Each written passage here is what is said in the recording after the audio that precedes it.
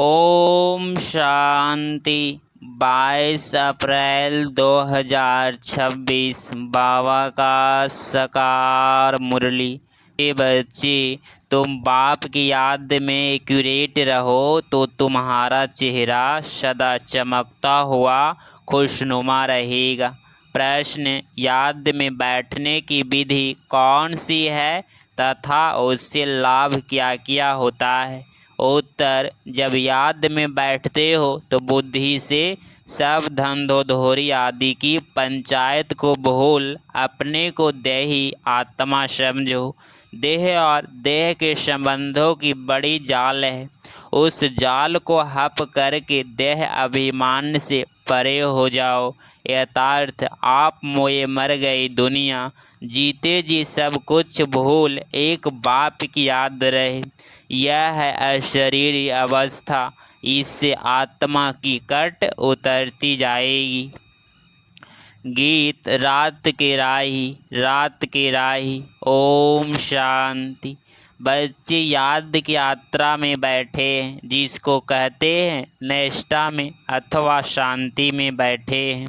सिर्फ शांति में नहीं बैठते हैं, कुछ कर रहे हैं, स्वधर्म में टिके हुए हैं, परंतु यात्रा पर भी हो।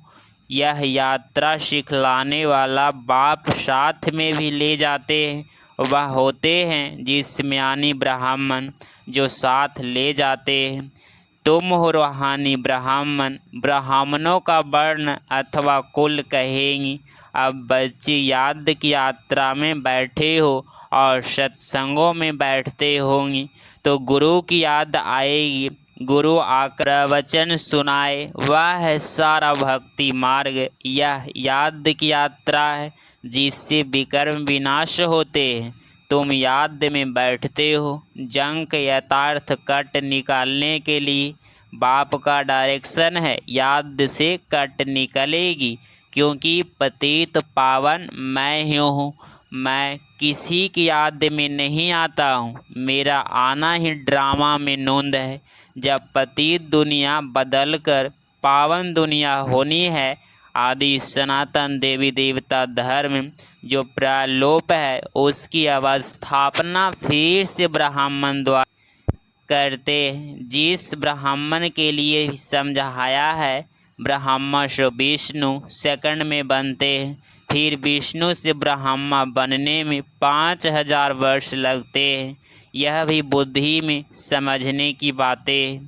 तुम जो शूद्र से अब ब्राह्मण वर्ण में आए हो, तुम ब्राह्मण बनते हो तो शिव बाबा ब्रह्मा द्वारा तुमको यह याद की यात्रा सिखलाते हैं। खाद निकालने के लिए यह रचना का चक्र कैसे फिरता है सो तो समझ गए, इसमें कोई देरी नहीं लगती है। अभी है भी बरोबर कलयुग। वह सिर्फ कहते हैं कलयुग की अभी आदि है और बाप बतलाते हैं कलयुग का अंत है, घोर अंधियारा है। बाप कहते हैं को इन सब वेद शास्त्रों का सार समझाता हूँ। तुम बच्चे सुबह को जब यहाँ बैठते हो तो याद में बैठना होता है, नहीं तो माया के तूफान आएंगे, धंधोधोरी तरफ बुद्धि योग जाएगी। यह सब बाहर की पंचायत है ना। जैसे मकड़ी कितने जाल निकालती है, सारा हप कर लेती है।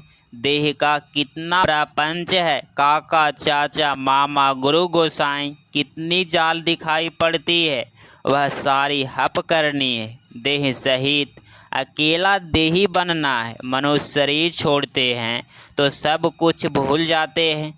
आप मोए मर गए दुनिया, यह तो बुद्धि में ज्ञान है कि यह दुनिया खत्म होनी है। बाप समझाते हैं जिसका मुख नहीं खुलता है तो सिर्फ याद करो, जैसे यह ब्राह्मण बाप को याद करता है, कन्या पति को याद करती है, क्योंकि पति परमेश्वर हो जाता है। इसीलिए बाप से बुद्धि निकल पति में चली जाती है। यह तो पतितों का पति है, ब्राइड्स ग्रूम है। तुम सब हो ब्राइड्स। भगवान की सब भक्ति करते हैं, सब भक्ति रावण के पहरे में कैद है तो बाप को जरूर तरस पड़ेगा ना। बाप रहमदिल है, उनको ही रहमदिल कहा जाता है। इस समय गुरु तो बहुत प्रकार के हैं, जो कुछ शिक्षा देते हैं उनको गुरु कह देते हैं। यहाँ तो बाप प्रैक्टिकल में राजयोग सिखलाते हैं। यह राजयोग किसको सिखलाना आएगा? आएगा ही नहीं परमात्मा के सिवाय। परमात्मा ने ही आकर राजयोग सिखाया था, फिर उससे क्या हुआ यह किसको पता नहीं है। गीता का प्रमाण तो बहुत देते हैं, छोटी कुमारियाँ भी गीता कंठ कर लेती है, तो कुछ न कुछ महिमा होती है। गीता कोई गुम नहीं हुई है, गीता की बड़ी महिमा है। गीता ज्ञान से ही बाप सारी दुनिया को रिज्यूमेंट करते हैं। तुम्हारी काया कल्प तरु कल्प वृक्ष समान अथवा अमर बना देते हैं। तुम बच्चे बाप की याद में रहते हो, बाबा हान नहीं करते। तुम बाप की याद में रह अपनी उन्नति कर रहे हो। बाप के डायरेक्शन पर चलने का भी शौक होना चाहिए। हम शिव बाबा को याद करके ही भोजन खाएंगे, गोया शिव बाबा के साथ खाते हैं। दफ्तर में भी कुछ न कुछ टाइम मिलता है, बाबा को लिखते हैं, कुर्सी पर बैठते हैं तो याद में बैठ जाते हैं। ऑफिसर आकर देखते हैं, वह बैठे बैठे गुम हो जाते हैं, यथार्थ अशरीरी हो जाते हैं। किसी की आँख बंद हो जाती है, किसकी खुली रहती है। कोई ऐसा बैठा होगा, कुछ भी जैसे देखेगा नहीं, जैसे गुम रहते हैं। ऐसे ऐसे होता है। बाबा ने रस्सी खींच ली और मौज में बैठा है। उनसे पूछेंगे तुमको क्या हुआ, कहेंगे हम तो बाप की याद में बैठे थे, बुद्धि में रहता है, हमको जाना है बाबा के पास से। बाप कहते हैं सोल कांग्रेस बनने से तुम हमारे पास आ जाएंगे, वहाँ पवित्र होने बगैर थोड़े ही जा सकेंगे। आप पवित्र बने कैसे, वह बाप ही बता सकते हैं, मनुष्य बता न सके। तुमने कुछ न कुछ समझा हुआ होगा तो औरों का भी कल्याण करेंगे। तुमको कोई का भी कल्याण करने बाप का परिचय देने का गुण जरूर करना है। भक्ति मार्ग में भी ओ गॉड फादर कह याद करते हैं। गॉड फादर रहम करो पुकारने की एक आदत हो गई है। बाप तुम बच्चों को अपने समान कल्याणकारी बनाते हैं। माया ने सबको कितना बेसमझ बना दिया है। लौकिक बाप भी बच्चों की चलन ठीक नहीं देखते हैं, तो कहते हैं कि तुम तो बेसमझ हो। एक वर्ष में बाप की सारी मिल्कियत उड़ा देंगे, तो बेहद का बाप भी कहते हैं तुमको क्या बनाया था, अभी अपनी चलन तो देखो। अब तुम बच्चे समझते हो कैसे वंडरफुल खेल है। भारत का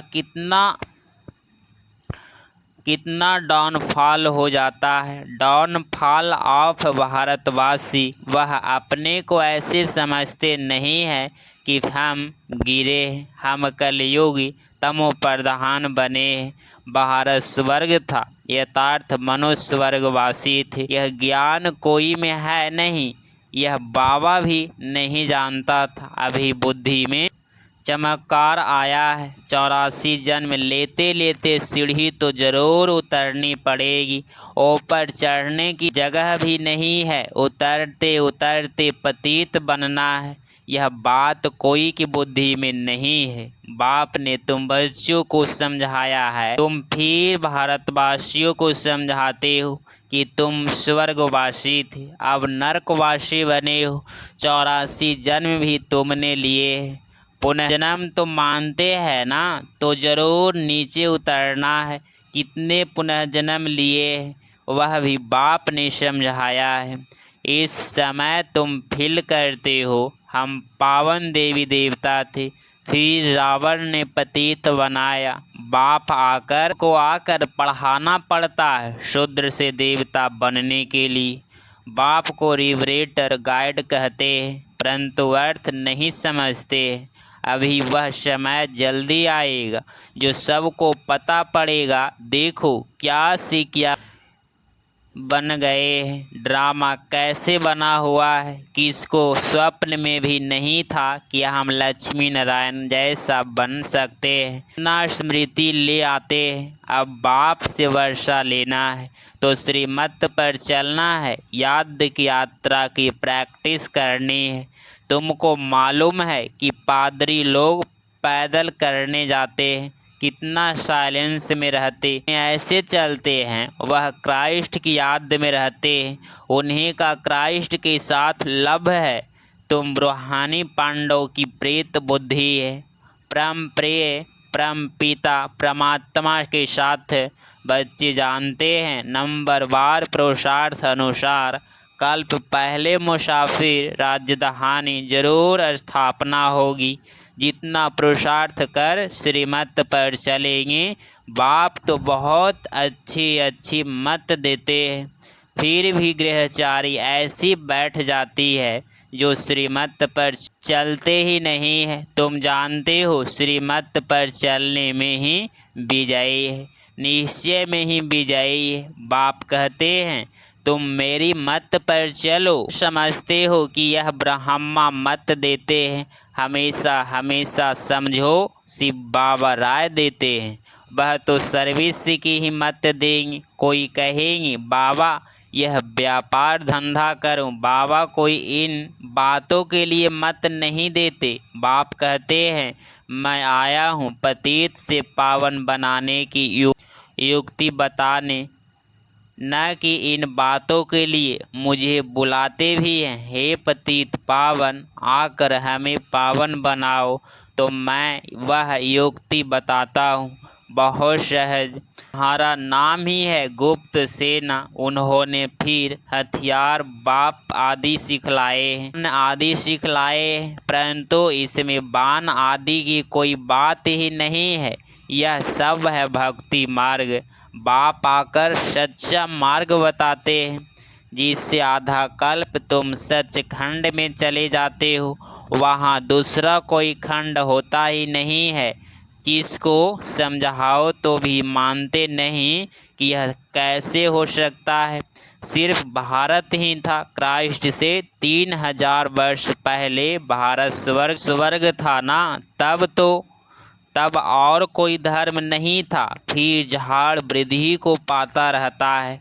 तुम सिर्फ अपने बाप को, अपने धर्म कर्म को भूल गए हो। देवी देवता धर्म का अपने को समझते हो तो गंदी चीज़ें आदि कुछ भी नहीं खाते, परंतु खाते हैं क्योंकि वह तुम उसमें गुण नहीं है, इसीलिए अपने को हिंदू कह देते हैं। नहीं तो लज्जा आनी चाहिए। हमारे बड़े ऐसे पवित्र और हम ऐसे पतित बन गए हैं, परंतु अपने धर्म को भूल गए हैं। अभी तुम ड्रामा के आदि मध्य अंत को अच्छी रीति समझ गए हो। कोई भी ऐसी बात हो तो तुम कह सकते हो कि यह पॉइंट्स अभी बाबा ने बताई नहीं है, बस। नहीं तो मुक्त मुझ पढ़ते बोलो हम पढ़ रहे हैं। सब कुछ अभी ही जान ले फिर तो विनाश हो जाए, परंतु नहीं, अभी मार्जिन है। हम पढ़ रहे हैं, अंत में संपूर्ण पवित्र हो जाएंगे। नंबरवार पुरुषार्थ अनुसार कट निकलती जाएगी तो तमो प्रधान बन जाएंगी। फिर इस पतित दुनिया का विनाश हो जाएगा। आजकल कहते भी हैं कि परमात्मा कहाँ जरूर आया है, परंतु गुप्त है। समय तो बरोबर विनाश का है ना। बाप ही रिवेलेटर गाइड है जो वापस ले जाएंगे। मच्छरों सदृश मरेंगे यह भी जानते हैं। सब एक रस याद में नहीं बैठते।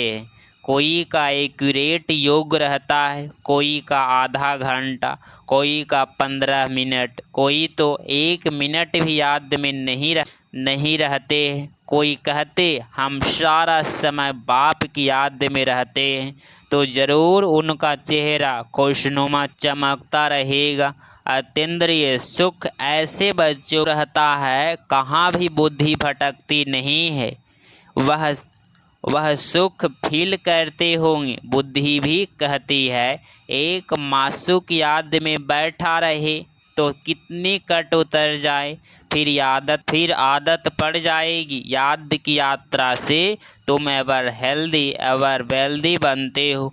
चक्र भी याद आ जाता है, सिर्फ याद में रहने की मेहनत है। बुद्धि में चक्र भी फिरता रहेगा।